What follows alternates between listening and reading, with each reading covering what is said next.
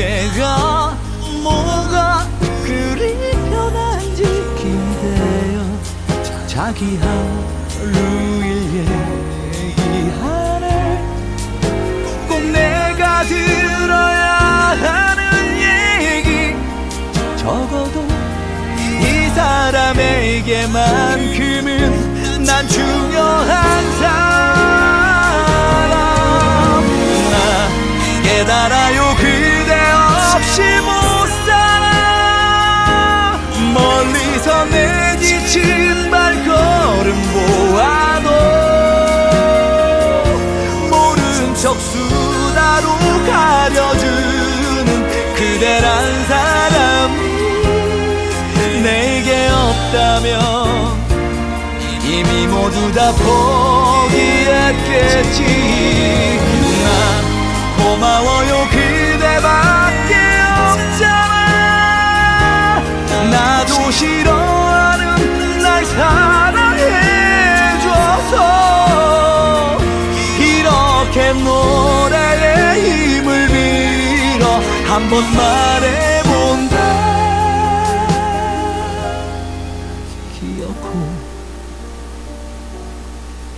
행복하게 해준다. 자, 오늘은 가을과 어울리는, 여러분은 가수인 줄 아나? 여러분은 그냥 좀 웃기는 사람으로 알고 있을 수도 있겠는데, 윤종신의 노래로 시작했습니다.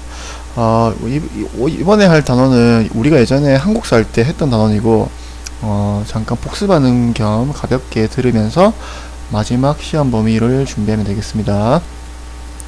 자, 일단 일본이 저번 시간에 이제 일본은 이 미국에 의해서 개항을 당했지만 자기들 나름대로 스스로 근대화를 이루어가면서 이 일본이 이제 다른 유럽 국가들처럼 제국주의를 받아들이면서 다른 나라를 침략해 가게 됩니다. 172쪽부터 175쪽까지입니다. 자, 그래서 일본이 대륙 침략을 시작하게 되는데 가장 먼저 관심을 가지는 곳이 가장 가까운 우리 바로 조선이죠. 자, 우리 예전에 다 배웠던 겁니다. 자, 일단 메이지 유신, 1868년 메이지 유신 이후에 이제 신분제가 폐지되면서 어떤 특권을 누려왔던 무사들의 특권이 다 폐지됩니다. 자, 그러자 이 무사들의 불만이 증가하면서 이런 불만을 다른 곳으로 회수하기 위해서 일본 내에 등장했던 게 정한론입니다. 정한론. 한국을 정벌하자는 겁니다. 자, 그래서 이렇게 정벌을 해서 무사들의 불만을 다른 곳으로 돌리자라는 정한론이 등장하면서 서서히 이제 조선에 대한 어떤 진출론이 일본에 등장하기 시작하는데, 자, 우리가 이 밑에 건 다 배웠던 거죠. 운요 사건으로 1875년 운요 사건을 일으켜서 이제 조선과 강화도 조약을 체결하게 되는데, 이 강화도 조약의 주요 내용들 다음과 같았습니다. 조선은 자주국이며 일본과 동등한 권리를 가지고 있다. 그리고 부산 외에 항구 2곳을 개항한다. 해안 측량권이 일본이 가지게 되고 치외법권을 가지게 된다라는 거 이전에 다 배웠던 겁니다. 그래서 이제 일본이 본격적인 제국주의적 침략을 하게 됩니다. 이런 조항들 다 일본이 예전에 미국이나 다른 나라 유럽 국가들과 조약을 체결하면서 자기들이 당해왔던 조약들을 우리에게 이제 불평등 조약을 우리에게 다시 강요하게 되는 거죠. 자, 그 이후에 이제 조선을 둘러싸고, 조선을 누가 하실 것이냐, 청나라와 일본이 전쟁이 펼쳐지는 게 1894년입니다. 자, 이 과정을 보면 조선에 먼저 동학농민운동이 발발을 하죠. 그래서 이 농민운동을 진압하지 못하고 조선 정부가 청나라의 도움을 요청하게 되는데, 우리가 갑신정변 때 텐진 조약을 맺으면서 같이 군대를 파병하기로 했었죠. 그래서 청나라 군대 파견되면서 일본도 동시에 군대를 파견하게 됩니다. 자, 그러자 이 두 나라 외국 군대가 들어오게 되자 동학농민군과 조선 정부가 전주 화약이라는 것을 체결하면서 서로 해산을 하게 되는데, 이렇게 해산하면 얘네들이 돌아가야 되는데 안 돌아가고 일본군이 경복궁을 점령하고, 그리고 청나라 군대를 기습 공격하면서 청일전쟁이 발발하게 됩니다. 자, 그래서 청일전쟁의 어떤 과정, 자, 이 그림을 보면 첫 번째 경복궁 점령하고 두 번째 청함대 기습 공격하고, 자, 그래서 차츰차츰 이제 전투가 일어나게 되는데, 자, 그래서 결국 나중에 7번 이 시모노세키 조약 둘이 맺으면서 전쟁이 끝나게 됩니다. 자, 근데 이 부분이 어디냐면 이 부분이 바로 시모노세키 조약의 핵심이 되는 랴오둥 반도입니다. 랴오둥 반도. 그리고 이 시모노세키 조약으로 여기 있는 대만, 지금 여기는 타이완이라 나와 있습니다. 타이완. 타이완도 역시 일본에게 넘어가게 되는데, 자, 시모노세키 조약 주요 내용은 다음과 같습니다. 조선 문제에 일절 개입하지 않는다. 청나라는. 그리고 이 랴오둥 반도와 타이완 같은 타이완의 그 부속 도서를 일본에게 넘겨준다. 그리고 엄청난 배상금을 지불한다라고 해서 이제 동아시아의 질서가 이 몇천 년 동안 청나라 이 중국 중심의 동아시아 질서였는데 이제 이 동아시아의 패권이 일본에게 넘어가게 되는 사건이 이 시모노세키 조약입니다. 자, 근데 여기서 중심이 되는 핵심이 되는 부분이 바로 이 랴오둥 반도죠. 랴오둥 반도. 다시 확인해 볼까? 지도에서 이 부분입니다. 이 부분. 랴오둥 반도를 일본이 가지게 되는데 여기에 간섭하게 되는 게 러시아, 프랑스, 독일입니다.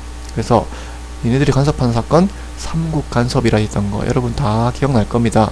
그래서 어쩔 수 없이 일본은 랴오둥 반도를 반환하게 되죠. 당시에 러시아가 일본에 보냈던 외교 문서입니다.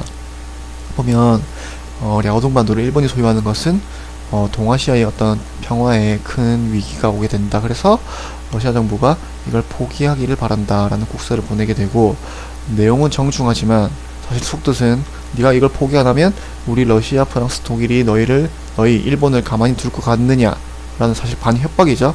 그래서 일본이 여기에 못 이기고 랴오둥 반도를 반환하게 되는데, 반환하면서 굉장히 기분이 나빴을 겁니다. 자, 그래서 나중에 우리가 배우게 되는 게 러일 전쟁이죠. 1904년.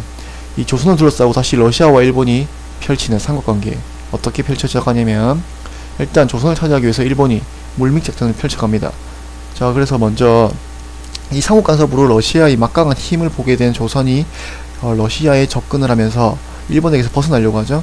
근데 걔네들은 이 조선 정부에게 일본의 힘을 보여주는 사건이 을미사변입니다. 명성황후시의 사건이라고 여러분이 더 많이 알고 있죠.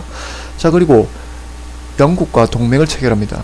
왜냐하면 영국도 러시아의 남하를, 러시아가 남쪽으로 내려오는 걸 막아야 되고, 그리고 일본도 역시 조선을 차지하기 위해서는 러시아를 막아내야 되기 때문에 이 둘이 이익관계가 성립하게 되면서 영일 동맹이 체결되는 게 1902년입니다. 그리고 미국과도 비공식적으로 지원을 확보하게 되면서 이 그림 하나 봅시다.